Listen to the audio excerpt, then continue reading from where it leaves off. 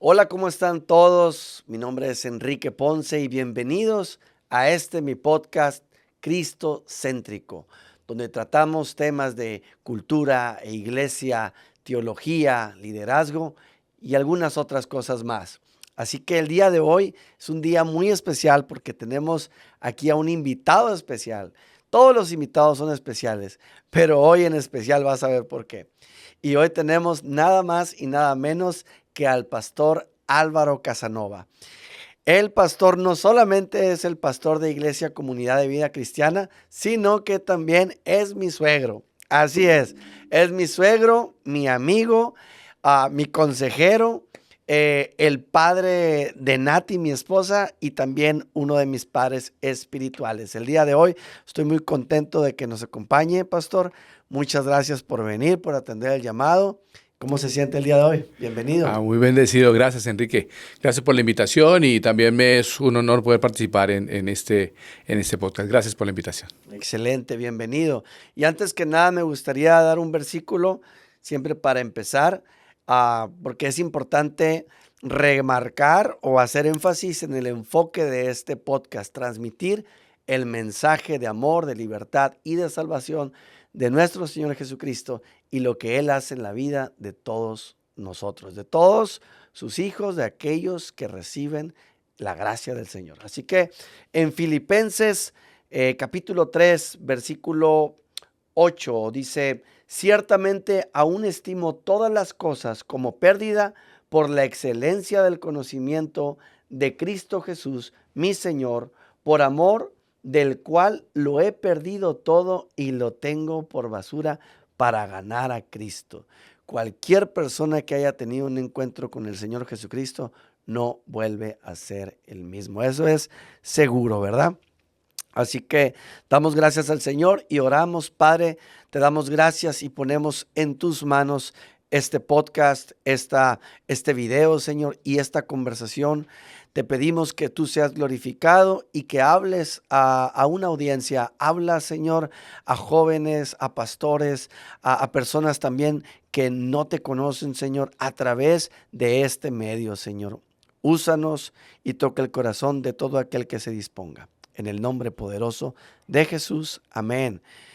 Bueno, pastor, quisiera empezar con una pregunta con la que pues empiezo casi todos los podcasts y es: ¿cómo fue su encuentro con Cristo?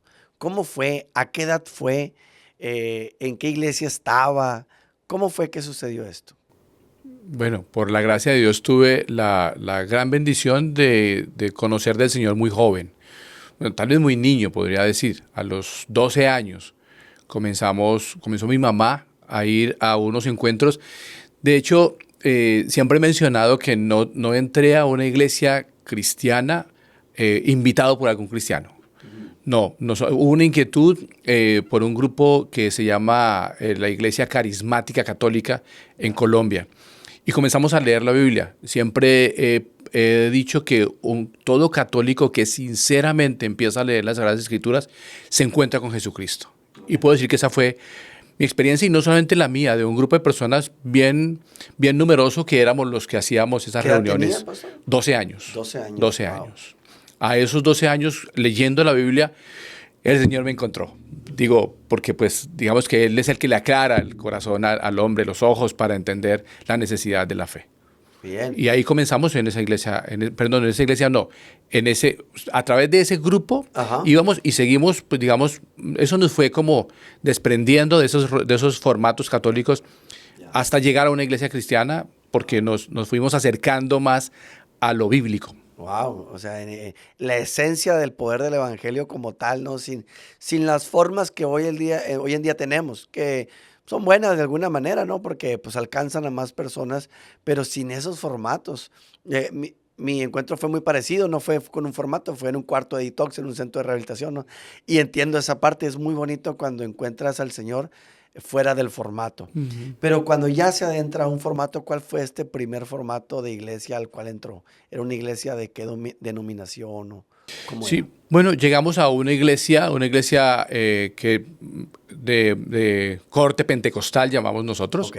¿cierto? Una iglesia muy linda, una iglesia muy bíblica, en la que aprendí pues, la importancia de la oración, aprendí los principios básicos de fe, la salvación por gracia, la importancia de las Sagradas Escrituras como palabra inspirada de Dios. Y ahí comencé mis primeros pasos y a servir también como joven. Ya para ese momento ya tendría yo unos 18 años Ok. cuando comencé ya en una iglesia formalmente. Ok, Y empecé a entonces sí. servir en el campo misionero, en la pequeña iglesia donde estaba. Nos desarrollábamos unos trabajos en diferentes campos, digo, poblaciones de Bogotá, de Colombia. Y allí fuimos haciendo un trabajo en veredas, construyendo iglesia. Wow. Wow. O sea, duró aproximadamente unos 5 años para ya entrar a una iglesia como tal. Sí, O sea, fueron 5 años de conversión, de proceso de conversión. sí. Y cuéntenos un poquito cómo fue esa experiencia en su conversión, porque uno llega al Señor y bueno, hace sus declaraciones de fe, hace sus credos, ¿no? O de alguna manera sí, sus afirmaciones, sus convicciones empiezan a fortalecerse en decir, bueno, yo creo en el Señor Jesucristo, Él me ha liberado, pero hay un proceso por delante. Hay un proceso por delante para dejar mi antigua vida y para empezar a conocer y aprender de una nueva vida. ¿Cómo fue ese proceso? ¿Fue difícil para usted dejar atrás aquello que, digo, gracias a Dios fue a muy corta edad, no 12 años? No tenía una gran experiencia, gran experiencia como muchas personas que ya viven 20, 30 años en el mundo y luego hay una conversión. Pero me imagino que de todas formas había un mundo adverso contrario al evangelio que usted estaba empezando a profesar. ¿Cómo fue ese proceso? ¿Le costó y luego más en la adolescencia? Sí, sí, creo que el centro de la conversión no necesariamente es la conversión de esa vida en la que se está sumido en una condición profunda de... Conductual, no es Sí, meramente sí, no, conductual. ese no es un asunto solamente conductual. Es un asunto más de convicciones, de conocimiento de Dios. Amén. Creo que claramente eso es lo que yo puedo entender como conversión. Es poder encontrar que Jesús el Señor es el centro de la vida de todo individuo. Y el encuentro del hombre con Dios, como tú decías en el saludo, transforma la vida. Transforma la vida. No necesariamente o no necesariamente en el tema conductual, Ya, o sí, no sí, sí, solamente en el tema totalmente, conductual, sino en totalmente. el tema de convicciones, en el tema de principios, en el tema de futuro, de plan de vida. Y eso sucedió. Digamos que teniendo la bendición de conocer tan temprano las Sagradas Escrituras, eso me dio futuro, me dio Wow. claridad en la vida. Es muy bonito lo que usted está diciendo, pastor, porque en efecto, muchos creen que ser cristiano es quitarle cosas, es quitarle, es como ya soy cristiano, ya no puedo, ya no puedo, ya no puedo. Y no, es que uno va soltando cosas conforme va conociendo lo que es la verdadera vida o la verdadera libertad. Ah, y bueno, ahí es cuando uno ya adopta esos principios, ya los adopta para su vida y ahora hay otros principios del mundo, como el mundo opera, que van en contra, como dice la palabra, argumentos que se levantan en contra de la verdad, ¿no? Y, y, mm, y bueno, más adelante, por ejemplo, ya que empezó a congregarse en esta iglesia de corte pentecostal, ¿qué fue lo que más le gustó? ¿Qué fue lo que aprendió en esta iglesia? Sin duda que hay una formación básica muy, muy valiosa allí. La vida de comunión, la vida de oración, vuelvo a decir, esa vida devocional de querer conocer, de esa hambre y sed de conocer de la palabra del Señor, fue algo que la iglesia nos aportó en gran manera, en gran manera.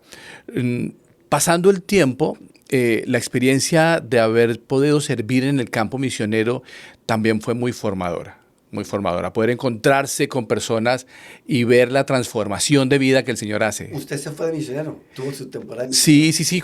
Cuando entré a la iglesia, más o menos entre los 18, 19 años, empecé a trabajar en el campo misionero y pues lo hice, gracias al Señor, casi hasta los 25 antes de casarme. Wow. De hecho, después de casados, fuimos también a un campo misionero a comenzar una iglesia. Cuéntanos un poquito de eso. ¿Cómo es la vida del misionero? ¿Cómo es? Pues la verdad es una experiencia muy linda, porque es encontrarte con la gente, ese llegar a algún lugar donde, de hecho creo que eso sucede en términos muy generales. El mundo en que vivimos es un mundo que está herido, y está herido por el pecado, está herido por la falta de tener relación con Dios. Y cuando tú llegas a una comunidad y empiezas a vivir, no es que hagas una cosa diferente, digamos, necesariamente muy grande, ¿no? Lo que haces es vivir para Dios. Sí. Lo que haces es buscar practicar los principios de Dios. Wow. Y eso es algo que llega tan profundo a lo cotidiano, a la persona que se relaciona contigo, que te conviertes casi en un referente de algo que Dios pone en medio de esa comunidad, ¿no? O sea, la gente dice, oye, qué bonita la vida de estas personas. Insisto, no porque fuéramos pues, perfectos, que no, levitando, no, sino que la gente dice, qué bonito vivir ese cristianismo. Totalmente, porque ven a una persona apasionada que va a enseñar un evangelio que cambió su vida y que va y lo ejemplifica con su manera de ser, con su forma de tratar a las personas, con su forma de hablar, Sí. con su forma de ayudar a limpiar una casa, a construir. Yo conozco algunos misioneros que dicen, no, vamos a ir para la sierra y construimos 3 casas o ayudamos a hacer esto o lo otro, a construir un templo o algo. Entonces, ese corazón yo creo que es lo que ven ellos y se choquean, ¿no? Se sacan de onda. Yo creo que el día de hoy es lo que hace más impacto aún fuera de estas zonas indígenas, aún en la sociedad en general. Lo que va a impactar es el evangelio hecho acción, hecho modo, forma. Y es bien importante. Yo creo que todos deberíamos de tener una temporada de misiones, ¿no? Bueno, los que nos dedicamos a la obra, a la obra pastoral o eclesiástica, yo creo que es fundamental. De hecho, mira que estás diciendo algo que creo que desafortunadamente a veces se ve de una forma equivocada el concepto de pensar que misiones solamente es ir a una etnia especial, a los pueblos indígenas, o irnos para el África para estar allí en medio de comunidades muy necesitadas, casi siempre en el tema económico. No fue mi experiencia, no fue nuestra experiencia. Nosotros llegamos a un lugar de campo, gente tal cual como nosotros, pero lo interesante es llegar allí y que poderte enquistar en una sociedad y entender las necesidades de esa sociedad. Claro. Creo que la palabra misión tiene que ver con eso. Es remar juntos para el mismo lado hacia el camino de Dios. Wow. Sí, o sea, es la misión de poder mostrarle a la gente que la vida en Cristo tiene sentido, que la vida vivida sin Cristo es la desesperanza. Así que realmente eso fue una experiencia muy linda. De hecho, después de muchos años la recordamos con mi esposa con mucho cariño y esta mañana cuando estábamos empezando el día me decía, quisiera regresar a un lugar donde podamos estar en un campo donde podamos evangelizar de nuevo a personas como lo hicimos al comienzo. Wow. Qué bonito. Y posteriormente a esta temporada, ya vimos que pues tuvo una etapa de conversión fuera de los formatos de iglesia, luego entra a la iglesia de corte pentecostal y aparte de las misiones, su temporada de misionero. Luego, ¿qué viene después de todo este tiempo? ¿Ya forma su iglesia o se adentra a otra denominación? Por la gracia de Dios, ahí en la iglesia donde fui formado, pude trabajar en la labor pastoral durante una cantidad de años, tal vez unos 13 años, pastoreando en un lugar, una población pequeña, más o menos como a unas 4 horas de Bogotá. Y esa experiencia pastoral pues, me permitió conocer un poco la formación administrativa de las iglesias desde dentro. Luego salimos de allí para trabajar con otra iglesia, un grupo de amigos, también buscamos servir allí para organizar la iglesia desde la perspectiva bíblica, todo lo que tiene que ver pues, con el desarrollo y la proyección de iglesia. Con ellos estuvimos también unos 7 años tal vez, y después el Señor nos llamó ya a abrir una obra, y pues en esa obra que estamos ya hace 15 años, es la que tú mencionabas, Iglesia Comunidad de Vida Cristiana. Y ahí llevamos ya pues este tiempo formando y pues todavía en el desarrollo de querer organizar. Ya para este momento un poco ir dejando estructurado como un legado para los que vengan más adelante. Sí, gran parte también de mi inquietud por hacer este podcast sin meternos en muchos líos, ¿no? En muchas broncas doctrinales. Yo soy de la idea de que el cuerpo de Cristo tiene mucha diversidad. Tengo amigos que son pentecostales, tengo amigos que son bautistas, tengo amigos, bueno, que son de otros, pues de la misma creencia en que somos salvos por gracia, ¿verdad? Y que Jesucristo es el camino, la verdad y la vida, y que Él es nuestro Señor, y la Trinidad y demás, lo esencial para ser cristiano. Pero creo que hay muchas diversidades en la forma. Entonces, en su formación también usted tuvo un tiempo de formarse bajo ciertos principios bautistas. No precisamente bautistas, creo que una de las cosas que es un regalo de Dios, lo entiendo hoy después de años, es que teniendo la experiencia de vida pentecostal, porque fue la iglesia donde fui formado, tuve la oportunidad por la gracia de Dios de estudiar en un seminario reformado. Okay. De manera que beber de esas dos fuentes que son juntas muy ricas, me ha dado una oportunidad de entender a la luz de las Sagradas Escrituras lo necesario de juntas fuentes. Sí, creo que es un error cuando desde el pentecostalismo se considera que no está bien o se considera como una cosa herética la reforma, Sí. o cuando desde la reforma se considera de una cosa herética el pentecostalismo. Creo que Sí. ninguna de las dos posiciones son Totalmente. justas. Los dos elementos, las dos fuentes tienen cosas muy hermosas cuando lo vemos a la luz de las Sagradas Escrituras. Bien. Ahora, me gustaría hacerle esta pregunta. Esperemos que pueda tener algo ahí en mente. Pero en su caminar por la formación pentecostal, una cosa que usted me diga, de ahí yo saqué esto que hasta el día de hoy me sigue sirviendo. En ese corte o en esa forma de hacer iglesia. Sí, sí. Una cosa. Ser pentecostal no es la idea que se tiene de ser Caricaturizar, como sí, se decía. sí. Creo que equivocadamente se caricaturiza eso, ¿no? Que el pentecostal es el que tiene una cantidad de expresiones emocionales. No. Ser pentecostal es creer en la experiencia del Espíritu Santo como una experiencia transformadora de vida. Eso es. Y eso es perfectamente bíblico. O sea, desde esa perspectiva, jamás dejaré de ser pentecostal. Totalmente. Sí, porque es la experiencia del Espíritu Santo operando dentro del corazón del individuo para hacer una transformación. De eso no hay ninguna duda. Wow, excelente. Excelente, me queda muy claro. Pero por el otro lado, Ajá. la experiencia de la reforma o la experiencia reformada, creo que también se ha caricaturizado, Sí. porque se traen, digamos, nombres de personajes del tiempo de la Reforma, ¿cierto? Como para hablar peyorativamente de algo que no debiera haberse peyorativo, porque es bíblico. Sí. La Reforma tuvo una una tarea muy positiva para la humanidad, y fue el rescate de las Sagradas Escrituras.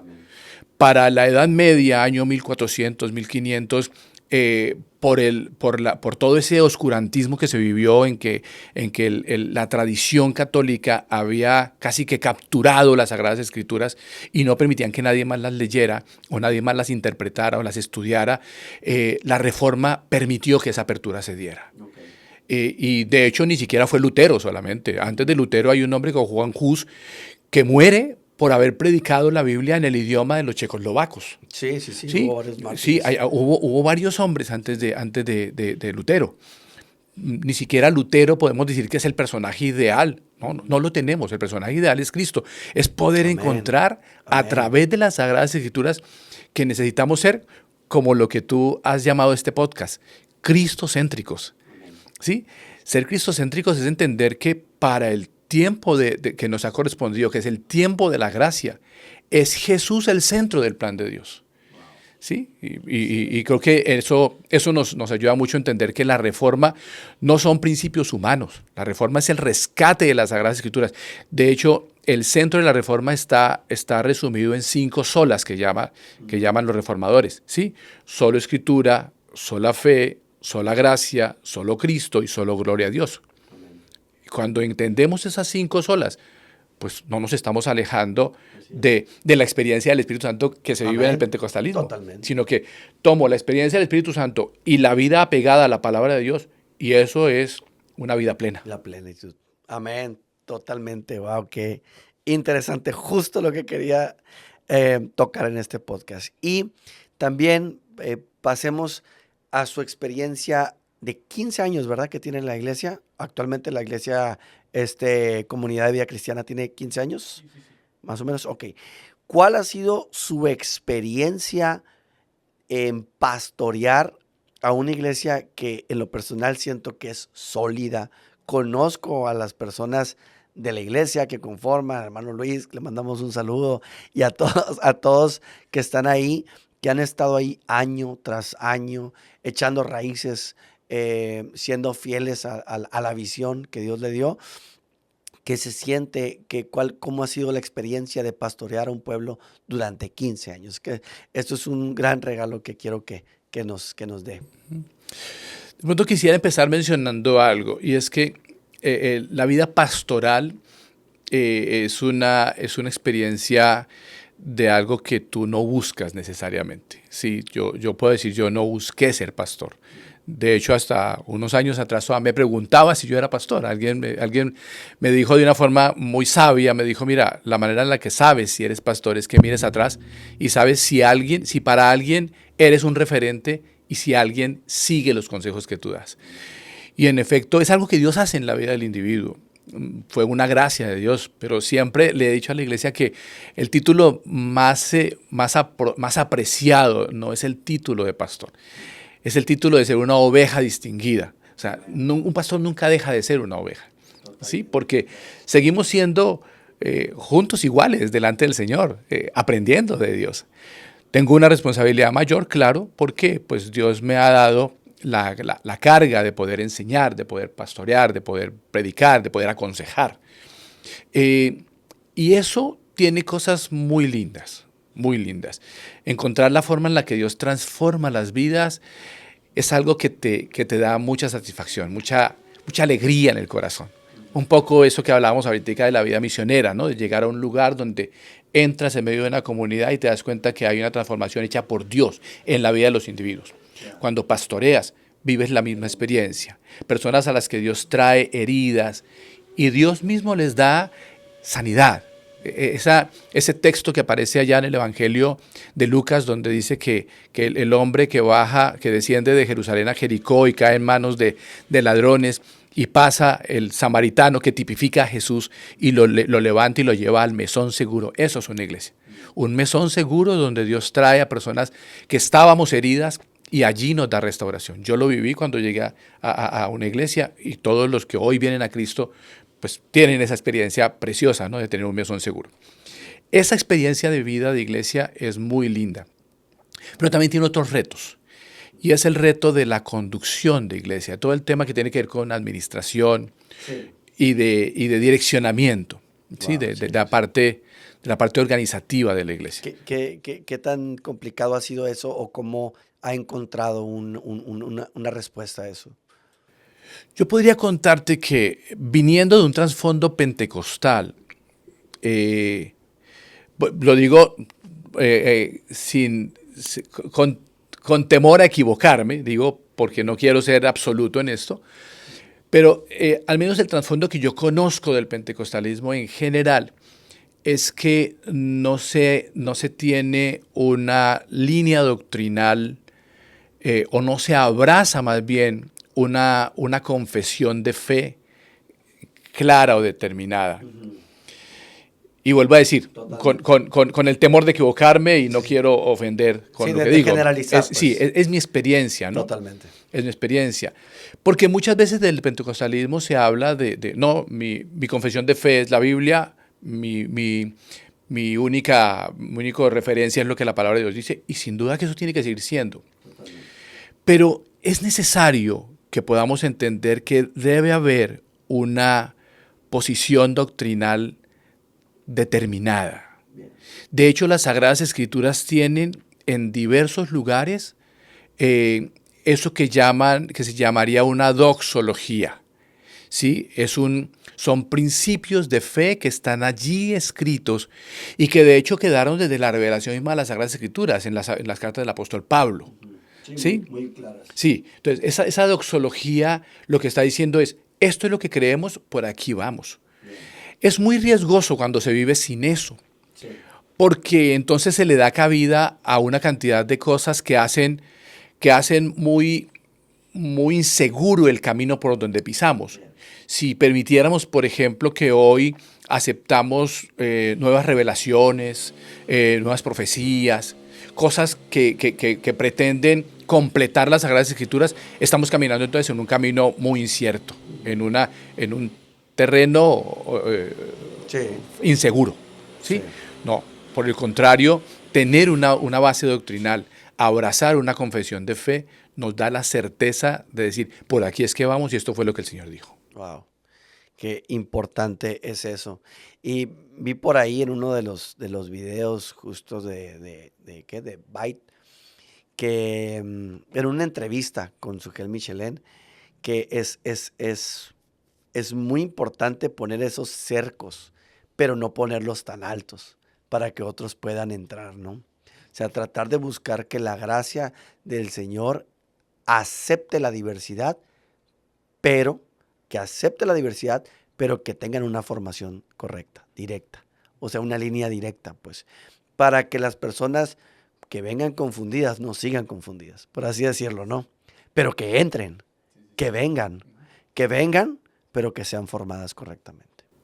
Sí, discúlpame, de pronto discrepo un poco con el término de cercos, ¿no? Porque realmente tener una base doctrinal, lo que nos quiere enseñar es que hay una solidez clara en el camino. Sí, hay una solidez de los principios bíblicos. Cuando se permite, y creo que no en el pentecostalismo sano, sino en el ultrapentecostalismo, cuando se permite, por ejemplo, asuntos como nuevas revelaciones, como venir a traer ideas que propias, propias, pues.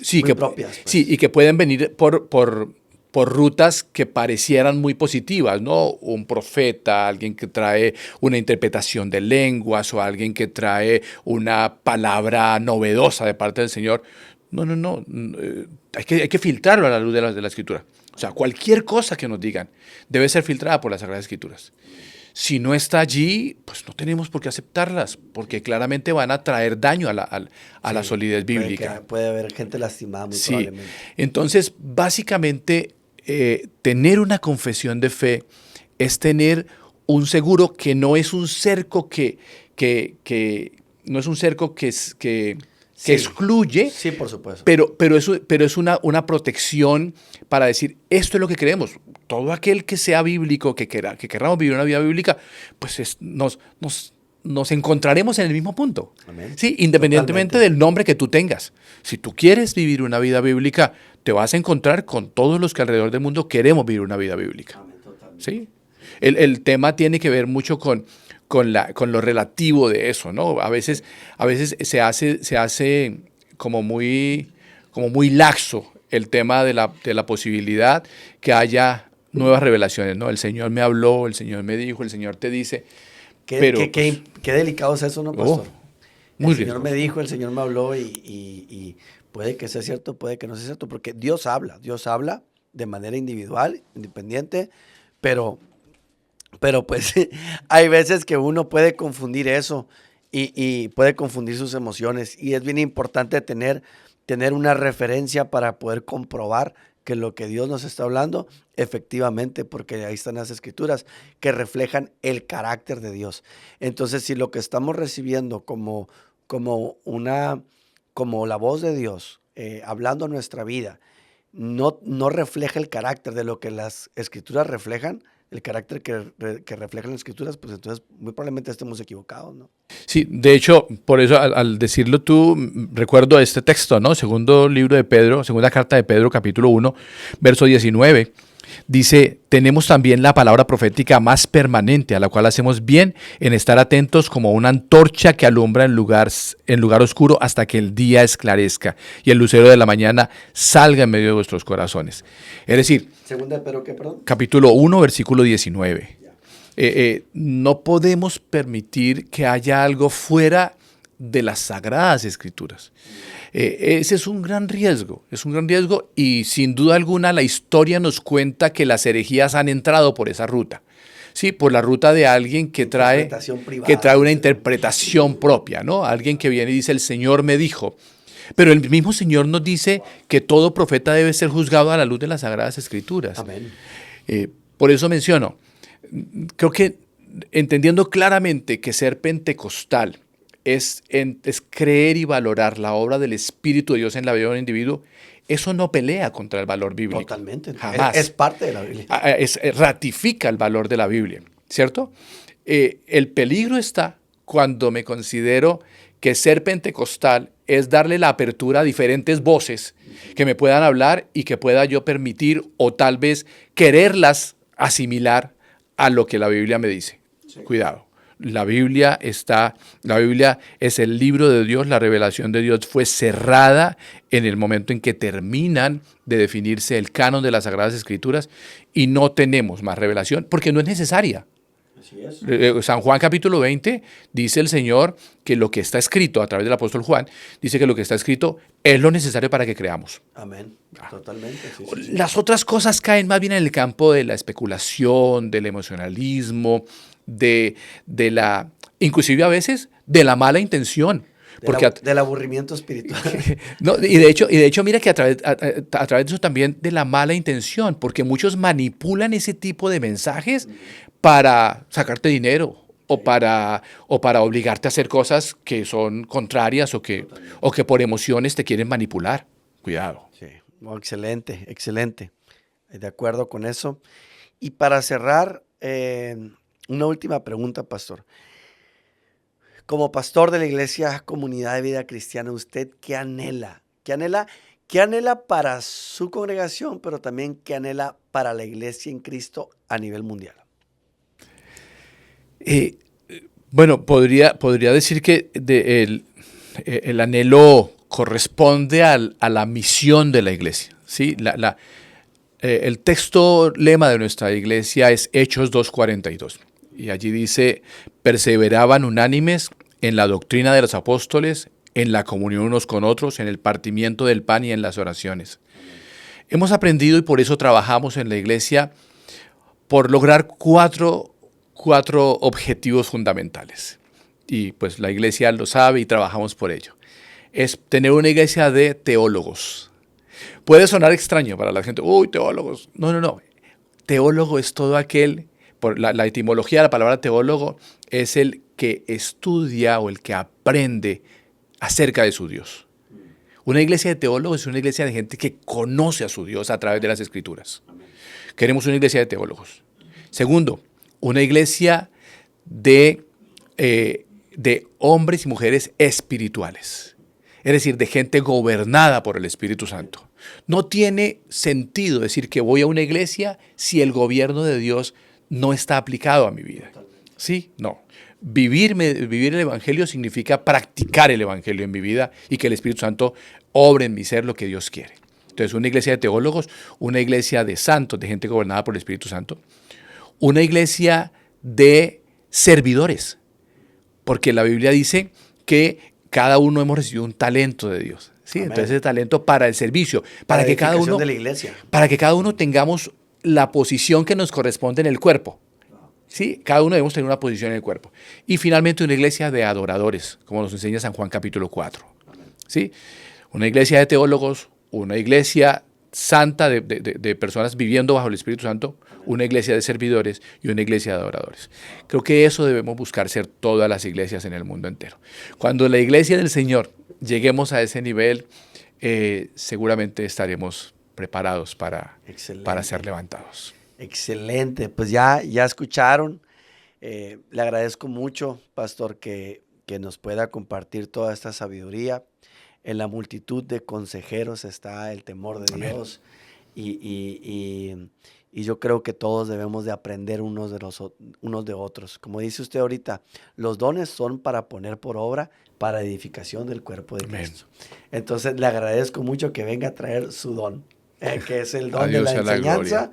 Digo, uno de los dones que Dios le ha dado es el don de la enseñanza y le agradezco mucho que haya venido. Les agradezco también mucho a ustedes que nos están viendo. Compartan este video, compartan este podcast a más personas, copien el link, denle click también ahí a la campanita, a seguir, a follow, a inscríbete y ayúdame a ser un conducto de bendición para muchos jóvenes y para muchas personas que están en el caminar a través de Jesucristo nuestro Señor. Dios te bendiga y nos vemos hasta la próxima. Muchas gracias.